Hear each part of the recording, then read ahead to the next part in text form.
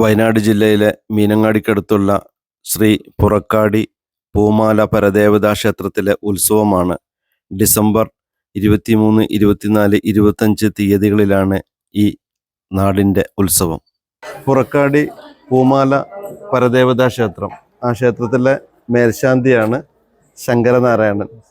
എനിക്ക് മറ്റൊരു ഭാഗ്യം കൂടെ ഉണ്ട്, മേൽശാന്തിയെ പഠിപ്പിക്കാനുള്ളൊരു ഭാഗ്യം കൂടെ കിട്ടി. എൻ്റെ ശിഷ്യനാണ്.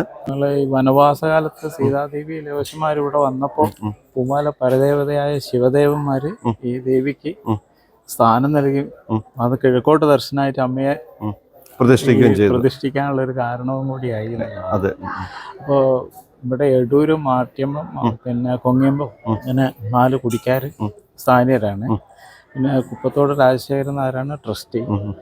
തന്ത്രി നമ്മളെ ഡോക്ടർ ഗോവിന്ദരാജ് മഴുവന്നൂർ പാരമ്പര്യമായിട്ടുള്ള തന്ത്രി തന്നെയാണ്.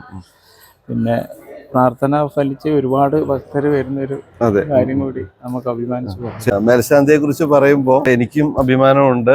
അദ്ദേഹത്തിന് 2 അക്ഷരം പറഞ്ഞു കൊടുക്കാനുള്ള ഭാഗ്യം എനിക്കും ഉണ്ടായിരുന്നു. കാര്യം അന്നും അറിവ് ആർജിക്കാനുള്ള വല്ലാത്തൊരു ത്വര ഉള്ളിലുണ്ടായിരുന്നു അല്ലേ? അതെ അതെ, തീർച്ചയായിട്ടും. സാറെ ക്ലാസ് മതിയായിട്ടില്ലായിരുന്നു.